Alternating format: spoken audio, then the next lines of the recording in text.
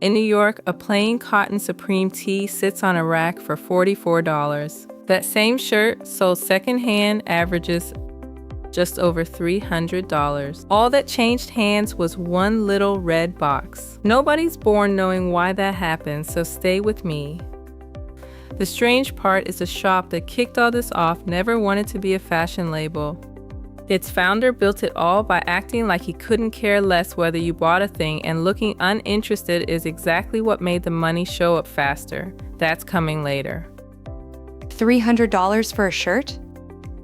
I'm Erica, and I'm not taking that one on faith.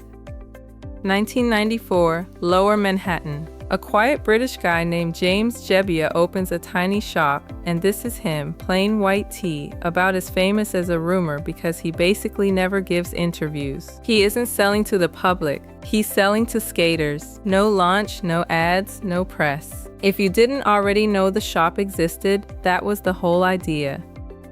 Jasmine here. That shop wasn't built like a store, it was built like a clubhouse. The clothes hung around the walls so skaters could roll straight through the middle, and stamped on all of it a small red box. The first kids behind the counter are ones you'd actually recognize, Justin Pierce and Harold Hunter, both of them from the Larry Clark film Kids. It was a real scene first and a brand second. And Jebbia's instinct was the exact opposite of normal retail. Most shops beg you to come in. This one acted like it didn't care if you did, and if the guy at the counter made you feel a little unwelcome, you didn't leave annoyed, you left wanting in.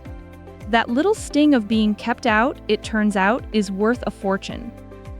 Liam here, Lafayette Street, that's a flex all by itself. My read is right in the middle of the skate scene, not up in some fashion district. The rudeness, it turns out, was the marketing. Both things are true, it's genius, and it's a little diabolical. Now spin the globe. 2009, London. Three friends, led by a skater named Lev Tanju, start a brand out of the falling apart flats they were renting near Waterloo. Completely different energy from a New York shop too cool to say hello. These were broke, funny, do-it-yourself British skaters, and the whole thing starts as an inside joke that got loose. And the name is the whole gag. Those flats were dumps, so they sarcastically called them palaces, and the brand is named Palace. It grew straight out of a South Bank skate crew with one of the greatest names in the sport, the Palace Wayward Boys Choir. The logo is that impossible triangle, the Triferg, drawn by an artist named Fergus Purcell, and where Supreme sold you cool, Palace sold you the opposite. The early graphics were deliberately naff. The videos were grainy 90s clips that looked dubbed off a worn-out tape, and the point was that it must never look like it's trying. British irony as a design language. The receipts say Supreme was too cool to explain itself, and Palace was too busy taking the mickey to bother. South Bank. That's the concrete under the Art Center on the Thames, where skaters have basically lived for decades. My read is that place made the brand, not the other way round. This is the actual spot it came out of. Watch for a second. One brand sells you New York ice, the other a British in-joke. Opposite personalities, one identical starting line, a couple of skaters making stuff for their friends. This is the part that gets me. Neither shop was trying to build an empire. The drops, the resale, the lines around the block, the whole hype machine grew out of two accidents run by kids who mostly just wanted somewhere to skate. Nobody drew this up in a boardroom. Hold on though, before we start handing out medals. The obvious pushback, and the comments already ask the harder version of it, is blunt. Is any of this actually worth it, or are you just paying for a logo? And honestly, that question is the whole video. My answer's coming, but I want you to hold it the entire time. Perfect place to stop then. We'll walk it one clean step at a time. So keep one question in your back pocket. We'll get to it before the end of this episode. Who actually pays that $300 box tax? It's honestly not who you'd guess.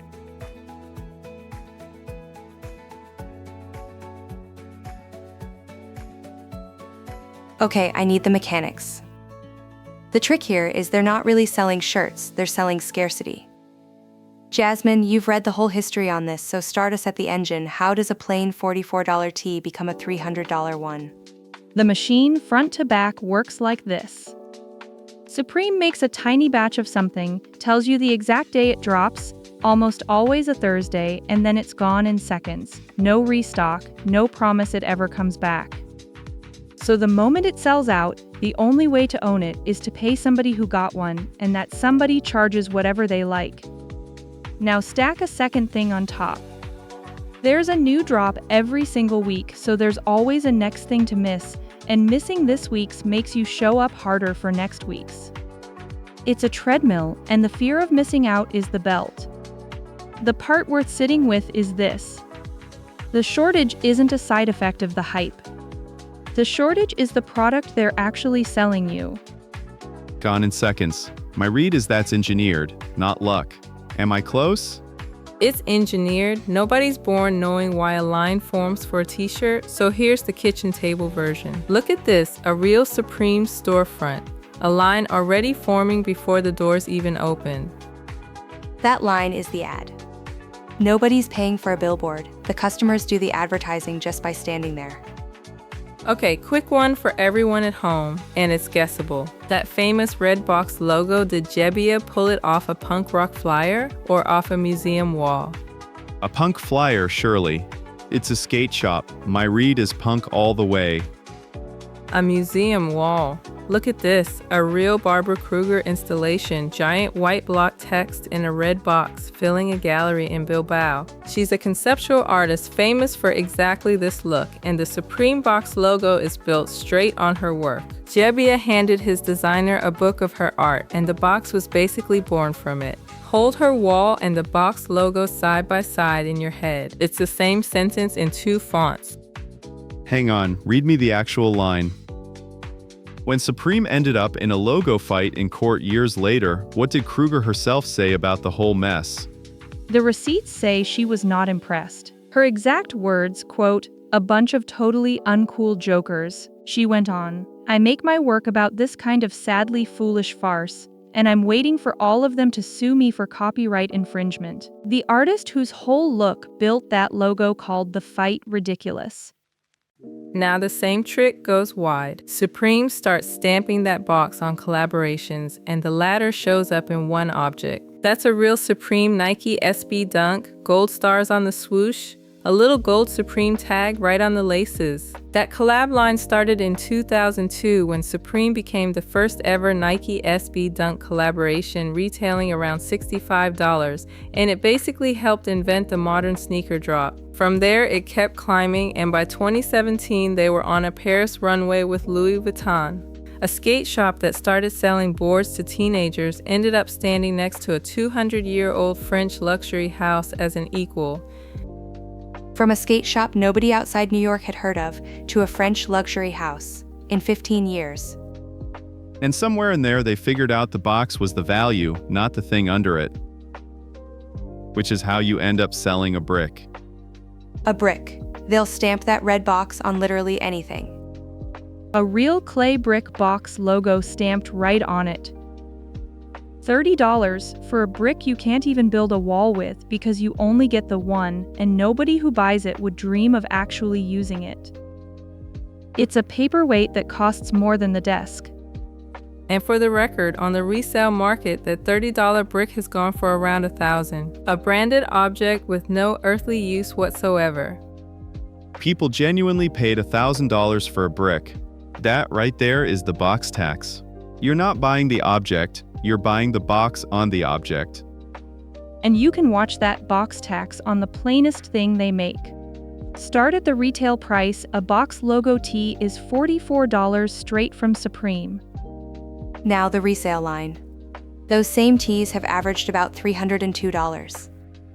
So the premium, the pure box tax, is $258 on a plain shirt, north of 600% for a red rectangle. And this machine went global. That's a real Supreme store in Tokyo. New York, London, Tokyo, and beyond, the box travels, and everywhere it lands the same ritual repeats. A drop day, a line before dawn, a sellout in seconds, and a resale market waiting to catch whatever the store lets go. Same trick, different time zone. Which is exactly what I keep circling. If scarcity is the product, what happens when a giant corporation buys the brand? Doesn't the whole thing depend on staying small? That's the fight, and it's a real one.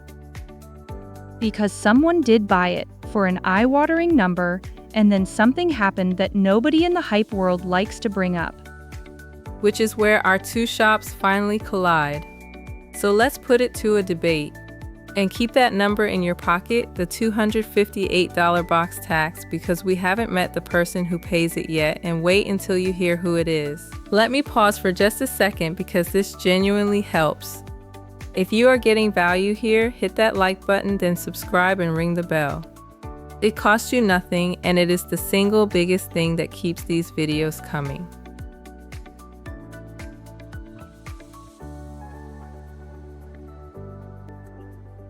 Here's the fight, plain as I can make it. Erica thinks Supreme won the whole thing by scaling up, that turning a skate shop into a billion-dollar brand is the flex. Jasmine thinks the real winner is the one that never sold, that stayed small and stayed weird. Two skate shops, two completely different scoreboards. Erica, make your case. Fine. In 2020, VF Corporation paid $2.1 billion for Supreme. You don't argue with that number. That settles it. Except that's the number I'd worry about. Selling for $2 billion isn't winning the game, it's leaving it. The thing that made Supreme special was that a tiny crew decided what dropped and when, on instinct for their own scene. Hand that to a conglomerate, and the scarcity you were selling becomes a growth target on somebody's spreadsheet. The new owners need it bigger every year, and a brand whose entire trick is making less can't make less forever. You didn't cash in the magic. You sold the machine that made the magic and kept the receipt. Let me put in something neither of you has touched, because the story doesn't stop at the sale. VF bought Supreme for $2.1 billion in 2020. Then in 2024, VF sold it to the eyewear giant EssilorLuxottica, the company behind Ray-Ban. They paid $1.5 billion, about 30% less than VF had paid just 4 years earlier. A down round.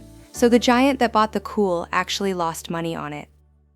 This pays off what Cynthia held back at the very top. Remember that acting uninterested made the money come faster. Acting uninterested is exactly what made Supreme worth $2 billion. But the second it's owned by the people who make Ray-Bans, a brand built on not caring has to start caring. The magic and the spreadsheet pull opposite ways, and that same tension runs straight into the ugliest part of this whole machine. The part even a brand as pure as Palace can't fully dodge. Hold that thought, because that's coming later. Erica, before we go on, where does that down round number actually come from? Retail Trade Press reporting the deal terms. $1.5 billion, roughly 30% under the 2020 price. It's on the exact page. Let me give you the mechanism, because the number alone doesn't explain it. Picture a numbered art print. An artist pulls 50 copies, signs each one, then destroys the plate. The destroyed plate is the drop limit. That little number in the corner, 40 of 50, is the scarcity. And the collectors bidding each other up afterward are the resale market. Okay, but a print is scarce because the plate is genuinely gone. So here's the catch. Unlike an honest print run, a company that needs to grow can widen the edition on the quiet, and that 40 of 50 stops meaning anything.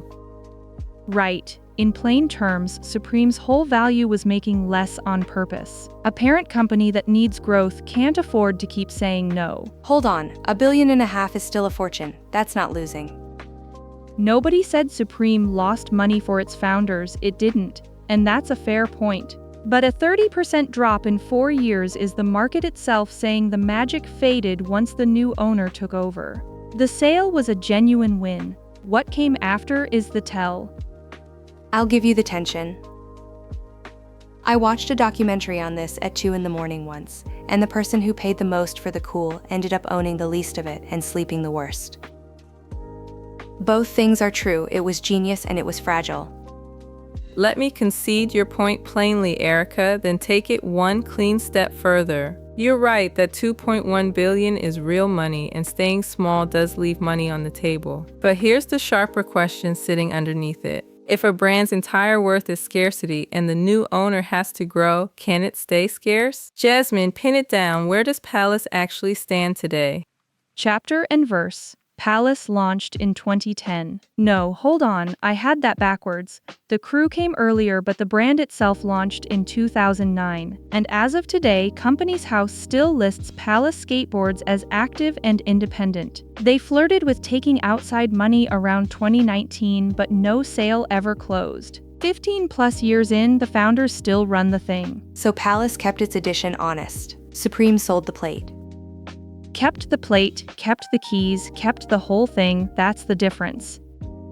And that's the verdict, source honestly. These two never played the same game, so there's no single trophy to hand out. Supreme's scoreboard is scale, and by that number, $2.1 billion, it won, and even the down round doesn't erase a sale that size. Palace's scoreboard is control, and by that measure, still independent per Companies House, Palace is the one winning today. Want proof a brand can get impossibly big off a red rectangle? That's Supreme. Want proof a brand can stay exactly itself and never cash out? That's Palace. Different games, different trophies, and the honest answer is they each won the game they were actually playing.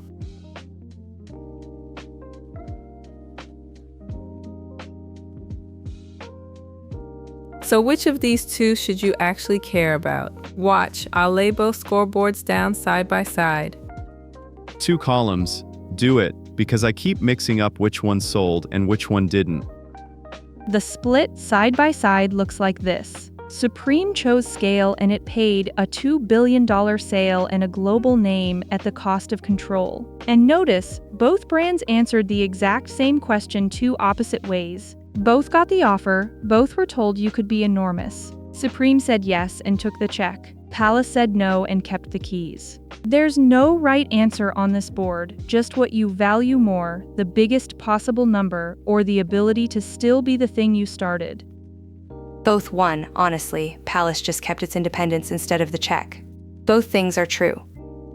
Now for the question I promised you up top. Who actually pays that $300 box tax? It's the resale market, the one player we still haven't heard from. So we called in someone who knows that resale market inside out. Marisa, you there? I'm here, and I'd push back gently on painting resale as the villain. For a lot of pieces, that $300 price is just an efficient one. The brand makes too few on purpose, and the market finds the real number. Here's the part most people get wrong. They think it's set by greed. It isn't. It's set by information. Every sold-out drop tells the market how many fans missed out, and the price is just that gap in dollars. Efficient for who? My read is the bots beat every real fan to it. You're right, I'll concede that fully. The bots are the ugly part. When automated buying scoops a whole drop in 1 second, the person who wanted to wear it is priced out by someone who only wanted to flip it. That's the piece I won't defend. The market's efficient and it's been captured, and the real fan pays for both. The honest read is, scarcity funds the good stuff. Left completely alone, it also feeds the scalpers. The FOMO, really, the scalping is downstream of the FOMO. Close, Erica, you just grabbed the wrong end of my sentence. And here it is, the part I flagged back in the debate, the ugly one even Palace can't escape. But I'll steelman it properly because I can't leave an argument half finished. It's the same reason I've got 3 books open on my nightstand right now. Scarcity, on its best day, is how a small studio funds real creative work without a corporate parent. Fewer pieces, higher margin, total control, that's not greed, that's a funding model. It's honestly how Palace stayed independent. They never had to flood the market to pay the bills. The problem isn't scarcity itself, it's the bots and the flippers turning it into a casino and a piece of clothing into a poker chip nobody ever means to wear. Strip out the automated buying and this whole thing is just a small brand making a limited run for people who love it. Add the bots back in and it's a market built to price out the exact fans it was made for. And under all of it, under the whole box tax we've been chasing, is still just a red rectangle. That's the whole empire on a scrap of cotton. The kitchen table version of my verdict, the way I tell my own kid, is this.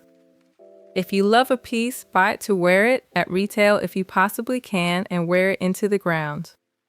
That's the version where you win. The version where you lose is buying to flip, chasing a resale number, feeding the bots Marisa just described. And who's each brand really for? If you want the loud one, the one your friends clock across a room, that's Supreme, just go in knowing the box is most of what you're paying for. If you want the one still run by the people who started it, that's Palace, and you'll pay in a different currency. It's harder to find, and it'll never be a status trophy. Neither one is a scam. Just know which game you signed up for before you're standing in a line at 6 in the morning. And that answers the thing Erica held up at the very top. Is paying for the logo dumb, or is that just what culture costs now? Sometimes it's genuinely dumb. Sometimes that really is what culture costs. That's the fight worth having, and you get to pick your side. It's fine if you know what you're doing. It's a trap if you think you're investing. 2 skate shops, 1 accident, and a whole economy. Carry one line out of here, buy what you love to wear it, never to flip it, and you never lose this game. Let's bring it home.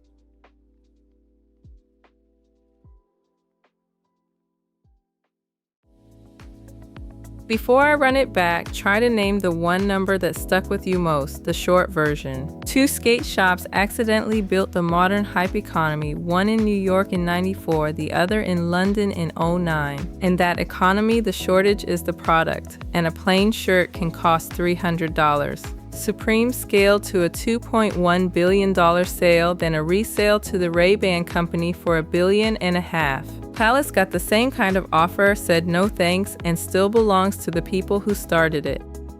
Next time on US Culture, we're chasing another thing nobody planned that quietly took over the culture, and I promise it's stranger than a $1,000 brick. Here's your move this week. Find one piece you genuinely love, buy it at retail, and wear it out. Future you keeps a jacket with a story, not a resale receipt you're scared to crease. My favorite fact of the day is still that the artist behind the logo called the whole lawsuit the work of uncool jokers.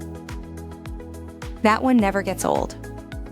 If this made you look at that little red box a little differently, hit like and subscribe to US Culture because we're building a whole shelf of these accidental empires.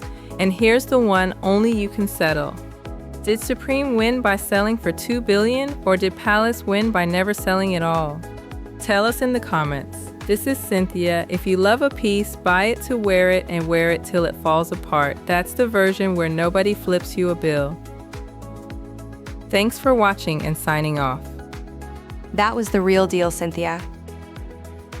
9 out of 10, and the only reason I did not cry is I am on camera. This is Professor Erica. Thanks for watching and signing off.